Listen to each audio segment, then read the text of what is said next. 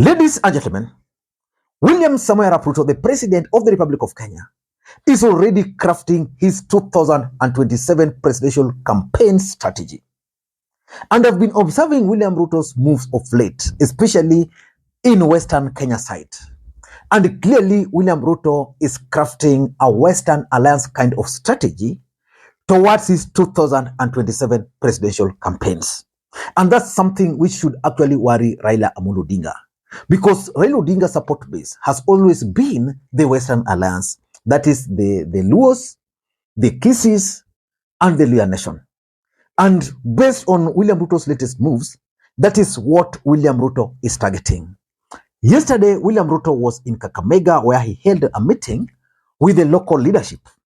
Something stood out, the strategy which is crafting.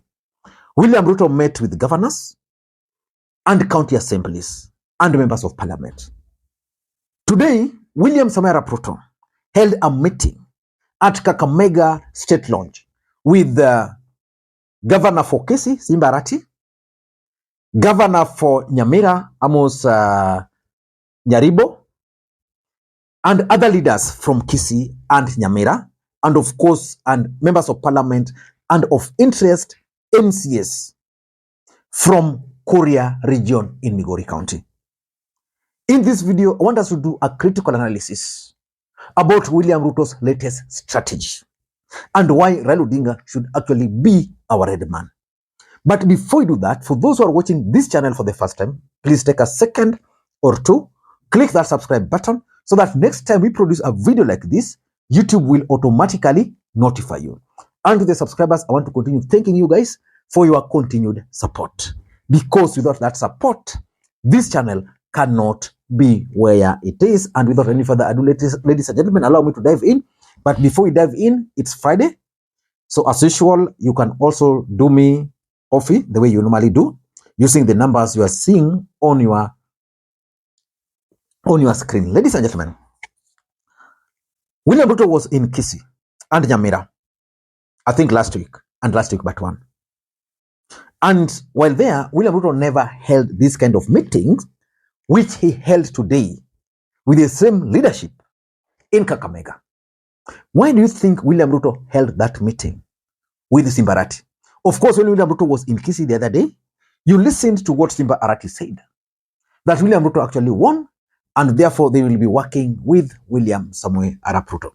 The question which comes to mind, how did Arati manage to win in Kisii? Because Arati actually shifted base from Nairobi. Arati was basically a Raila Odinga's project. And Raila Odinga had the purpose that Arati was going to lead his team and help him in Gusii politics. But again, in politics, there's also the constants, which are two: interest and betrayal. Maybe Raila Odinga's interest and those of Arati are no longer converging, or maybe Arati is betraying Raila Odinga, or maybe, just maybe, it's just for convenience. But why do you think William Ruto held this particular meeting? In my view, number one, it is part and parcel of William Ruto's strategy to take control of Raila Odinga's strongholds. One thing is clear, that William Ruto is keen on venturing into Raila Odinga's strongholds, the way he did to Uhuru Kenyatta's stronghold of Mount Kenya. By the time Uhuru Kenyatta realized, it was already late. If you've been following William Ruto, it is the exact strategy which he's been trying to replicate.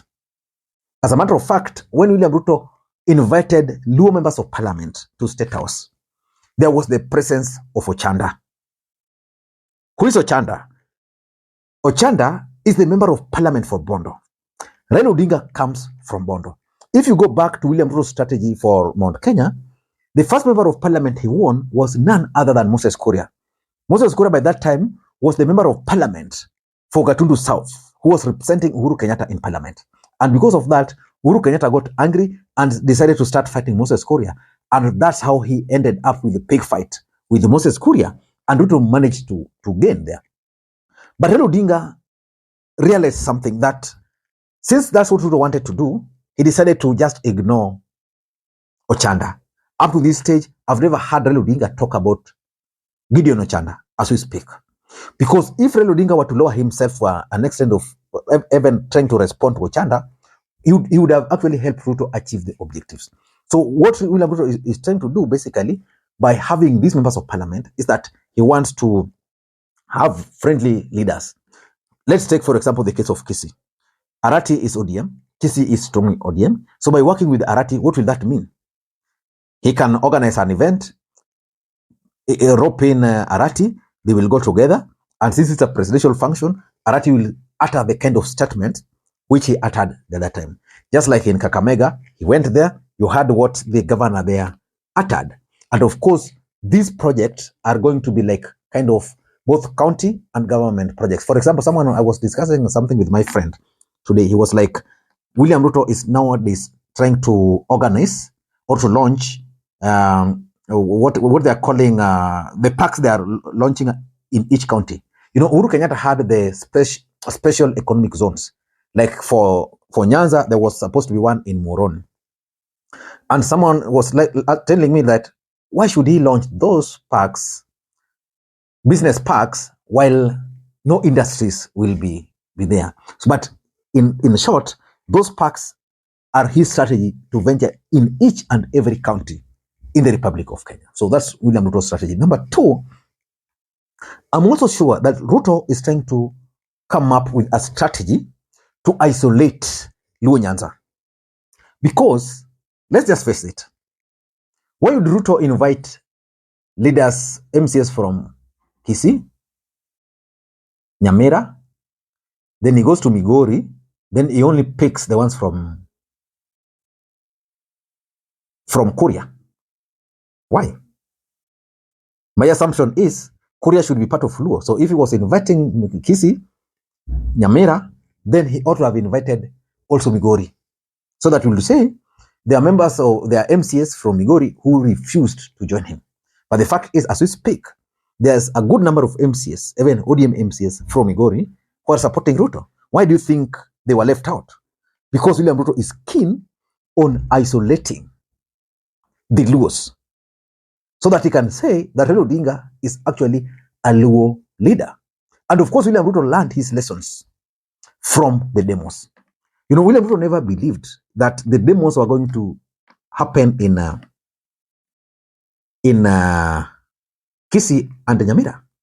And they happened. So he's nowadays not taking chances. That's why he's involving some of these governors, people like Arati. The truth of the matter is that without involving Arati, William Ruto's politics in Kisii was already dying. His pointsmen down there, nobody was listening to them. So that's his second strategy, to try and isolate the Luos. Number three, and I've always opined this on this platform, that William Ruto is keen on Luya Nation.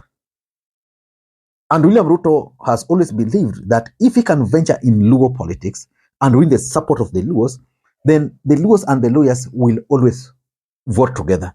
Because I think there's an influence somewhere. If you go to Kakamega, you find a good number of Luos. You go to Busia, you know, things like those. You go to Vihiga. And of course, being neighbors there, you go to places like Ugenya and Ugonja, you find, you go to an homestead, then this one is Luo, this one is Loya, you know, just like that. So William Ruto is convinced that for him to win the Luya nation, he has to win the Luos. But winning the Luos without Raila Odinga is not working for him.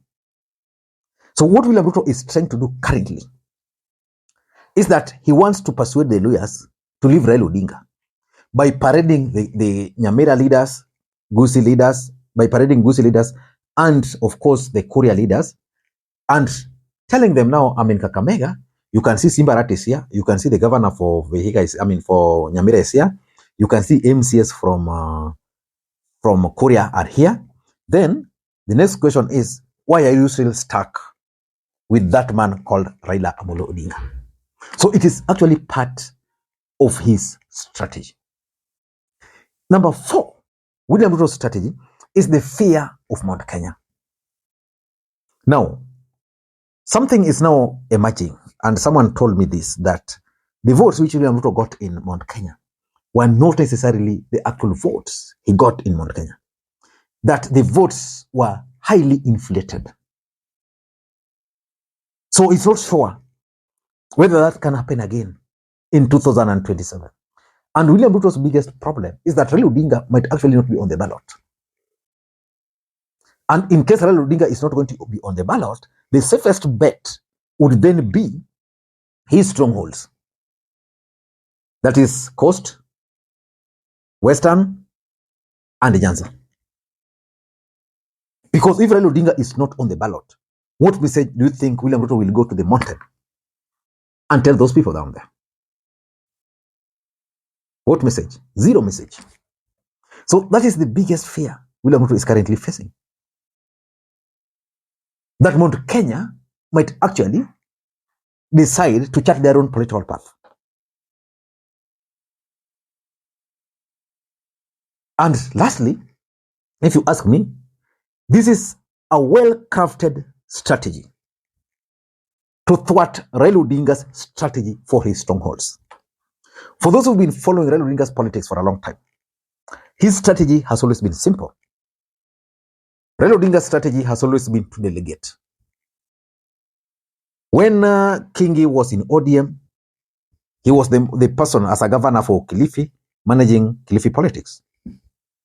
Joho, as the governor for Mombasa, was managing Mombasa politics. Just like that. Taita Taveta, you go to Kisii, where Ongwae was the governor managing Kisii politics like that.